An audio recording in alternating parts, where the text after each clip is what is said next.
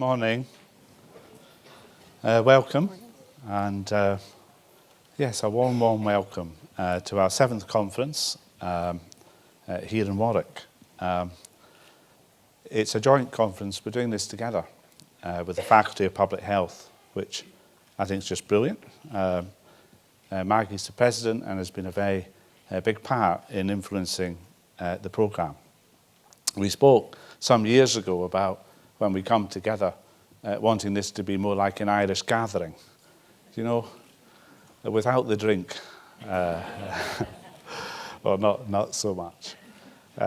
So throughout the 2 days together, you'll see Maggie and I, and there'll be various sessions that have been particularly organised by the faculty. But we had a bit of a fight about who was going to make the opening remarks. Maggie won, so I'm going to make them. So we'll see you, Maggie. Every week in every part of England, I travel and I meet people. I see extraordinary work, whatever the circumstances people are working in, however stressed the budget might be, the context. I see people proud of what they're doing. I see work that's making a difference. People getting on, making things happen, focusing on the things that matter. I'll try and reflect a bit on that in the next few minutes together. But please receive my thanks and my respect for what you do.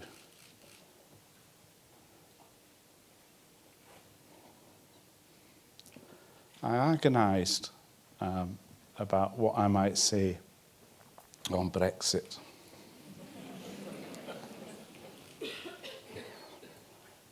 And there have been millions of words written. The truth is, infectious diseases know no borders. We know that. And we're going to be hearing this morning about the infectious diseases strategy for the public health services for this nation. But it's truly global, and we know that. We also know that the health problems today, the non-communicable disease health problems, are also shared right across the globe. We're all facing the same issues of obesity, cardiovascular disease and cancer. And we need to learn from each other and work together. So I just want to say that and to say thank you again to the thousands of people who are working behind the scenes to be as ready as we can for whatever we face. And please don't doubt for a moment that work is going on. We've also had the spending review, or a one-year settlement, which, for the public health services is the first year in 6 when we're not facing a reduction. And I think this is a moment when things are changing, where we've made and together we're winning the argument that if we're going to improve the health of the people, then we need to invest in the health of the people. The public health grant is, of course, a small contribution in the big picture about the settlement for local government generally, the settlement for the NHS, but also in housing, in criminal justice and in education, and all the things that we know set the context for what matters to people's health.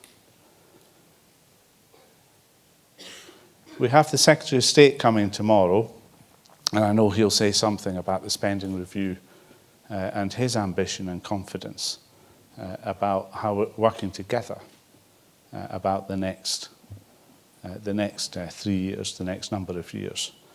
But I do not expect to return to a period of reducing grants. and reducing investment. I think people have done a fabulous job in the last number of years, and local government in particular, who have been subject to the most fiscally ruthless time of any of our public services, and you're still standing. So if I revert to my first comment about what I see when I go around the country, please know that you have shown the way about what can be done and making the most of what you've got. But that time has come, has had its time, and we need to begin investing again. So I want to, the theme for me is about speaking up about what matters and stepping up about what needs to be done. The people follow the media this morning about prescribed medicines. I need to put my glasses on, see if I can see you. Did you? Yeah? So I think this is what we're all about. This is public health surveillance at its best. This is about identifying something that really matters to people's health, doing the research, following the evidence, and making recommendations that are likely to make a difference.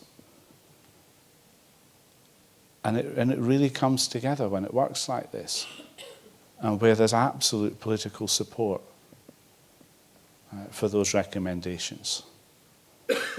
Speaking up about something that should shock us.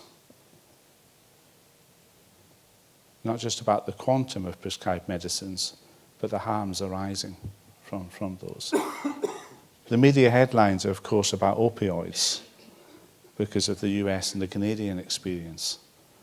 But I think we should be equally concerned about antidepressants, the sheer quantum of those being prescribed. There are many, many reasons why this might be, but it's not okay. And so we need to do something about this. I think this is public health at its best. We've also had a lot of attention, and rightfully so, about vaccinations in recent times, mostly around the measles. It's not just the measles.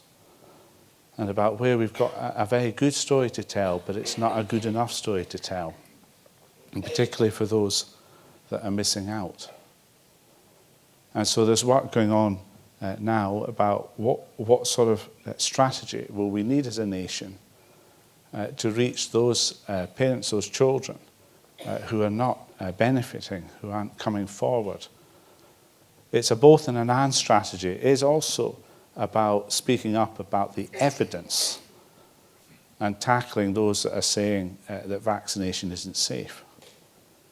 But it's also about ensuring that people can get access to get vaccinated, and about the importance of as many opportunities and as many ways as we can find to make it convenient for people to get vaccinated. And so, like everything, it's not a single thing you do that makes the difference, but the numbers of things that you do that will make a difference. And I'll come on to the Green Paper, and I know the Secretary of State will talk about this tomorrow, but one of the ambitions in the Green Paper is that every child will have a second dose of MMR. And that, I think, is public health at work. You know, what did you do today? I made sure that every child I was responsible for had the second dose of MMR. Saved lives. What did you do today? I saved lives. Screening. We have amazing screening programs.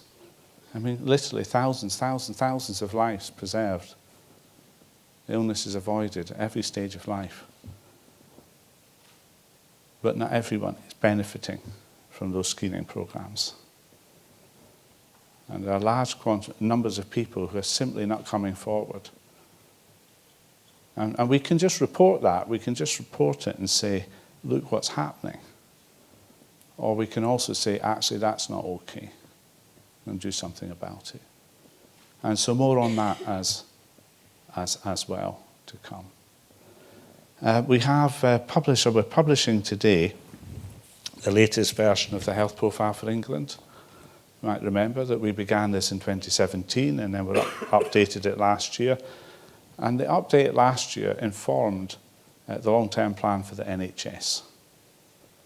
If you remember, when I stood before you last year, we talked about the priorities that we would want to see in the long-term plan, particularly about tobacco, and about the 1 in 4 people in a hospital bed today that's a smoker, and about the 1 million+ admissions into hospital and increasing from alcohol-related problems. The importance of investing in the best start in life, and about disease-based investments, diabetes and cardiovascular disease. Well, the health profile for England directly informed those priorities.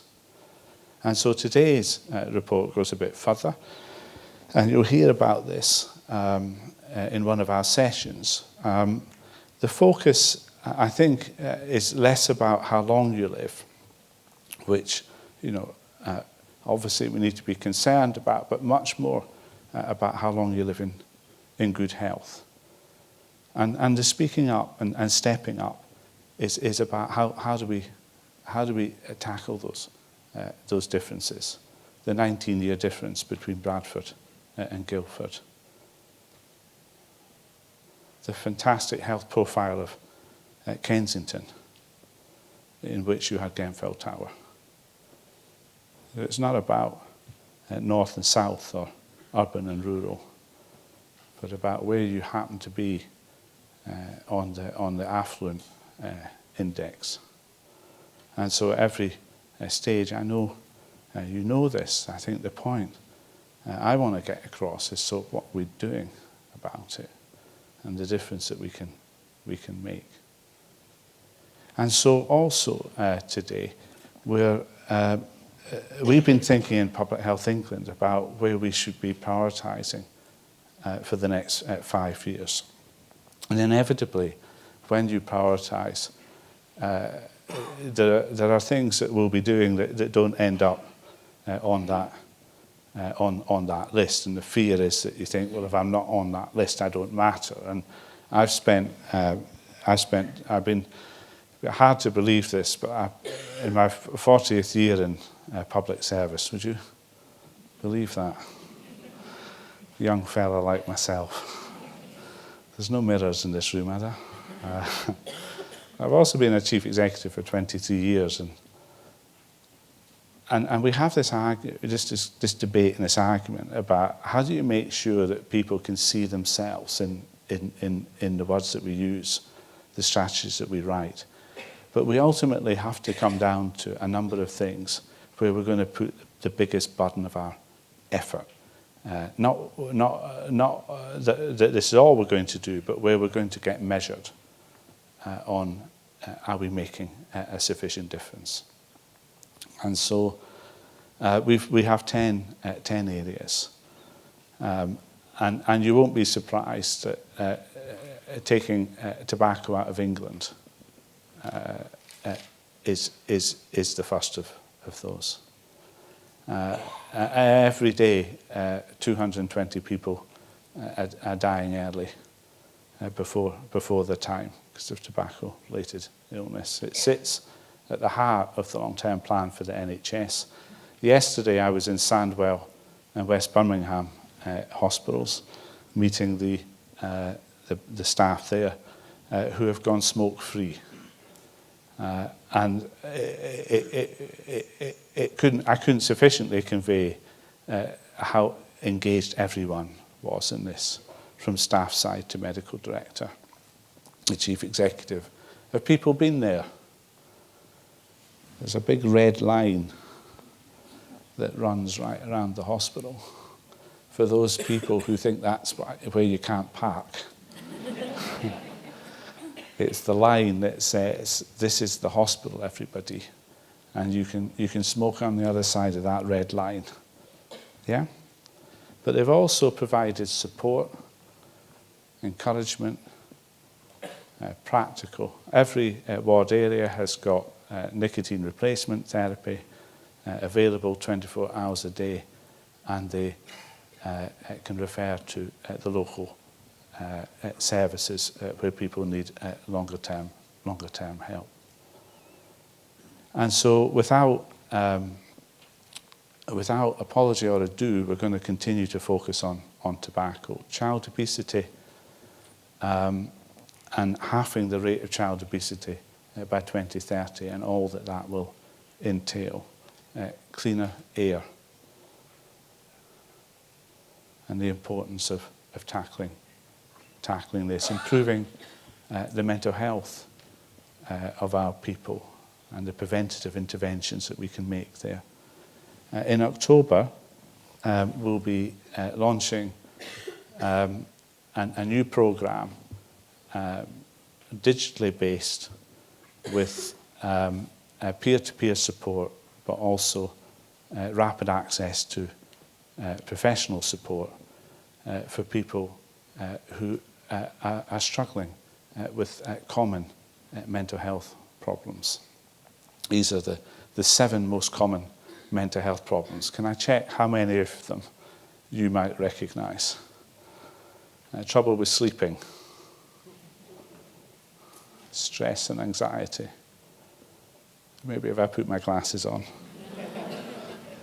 So this is not bipolar disorder, it's not schizophrenia, it's not psychosis, but it is about what a lot of folk are struggling with.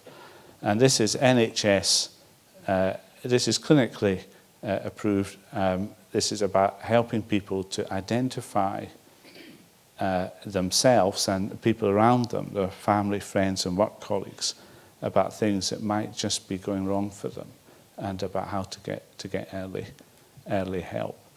And this will be a world first, because no one else in the world is coming at it quite in this way. It will be a digital first. And there are 13 A-listers who are going to be launching it. And I'm not one of them. But you can see how many of them you recognize. I think it is about an age thing, really. But we're also going to strengthen our public health surveillance. This is about the speaking up for the excommunicated and the excluded, the people who are not being heard, those that are not so visible, but they're right in front of us. And you in local government in particular see this. And we're going to strengthen that. And our ambition is to be not only good at saying what isn't going right, but getting stronger and stronger about actually what does it take to make it right. Does that follow? Yeah. And on infectious diseases and inequalities, which is a thread that runs through. And you'll hear from Sharon in a moment on that. But it hardly needs to be said, so I'll say it, that those that are most vulnerable, those that have the least, are the most likely to have TB, hepatitis, HIV. And so our infectious diseases strategy is also about tackling inequalities, as well as about predicting and preventing and intervening whenever infectious disease pops up. So there's a, if you like, a closing of the circle. And so what matters is people living somewhere, lives that are quite complex, that are on a gradient about their health, that is more determined by income than any other factor, but where we know we can make a difference. Where the public's health is where it comes together, and as the professional family responsible for doing something about this, reignites our mission and our passion. To recognize that none of us can do this on our own. I bear witness to that everywhere. But each of us can make a difference. That where the NHS is stepping up, and through their integrated care systems, and the joining together with local government in a place, and increasingly a focus on those inequalities and a visibility to those inequalities that we have simply not seen, working together, and leadership. And I do see leadership everywhere. I saw leadership in the hospital yesterday from the community matron. You couldn't buy the pride about what they were managing to do to work with people who had the most severe alcohol problems. And of course, avoiding admissions into hospital and saving money. The leadership that I see in local government at every level, the ambition that I see in the combined authorities, everywhere.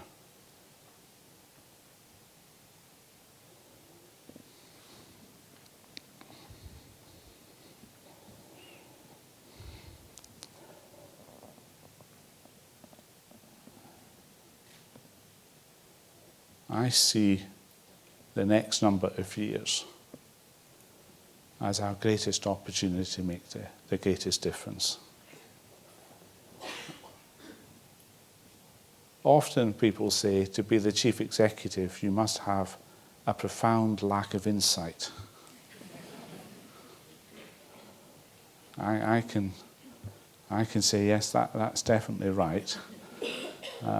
Because how could I possibly remain cheerful? And yet I managed to. And I'll tell you why, because I get to see what you guys do. And I get to see the difference that you make. And out of chaos and uncertainty, there's a lot going for us. There's never been a time when we've had such a narrative about the public's health. A long-term plan for the NHS that puts inequalities at the heart.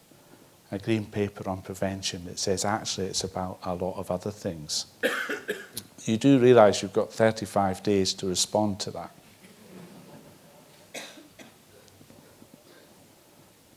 Public Health England's contribution to that is to try and weave our way through. A lot of what we do is visible, but perhaps even more of what we do is not so visible.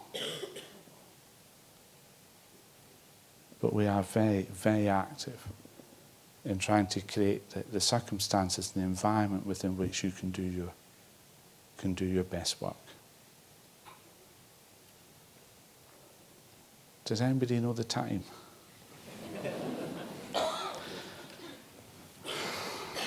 It's impeccable, isn't it? Could I end as I began by saying thank you for what you do. I don't think we manage to do that quite often enough, and it is very, very necessary, and it's certainly well earned.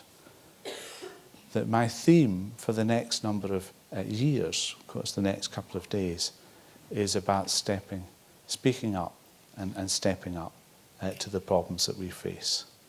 And moving from being concerned about it to what can we do about it. And that's everyone's responsibility.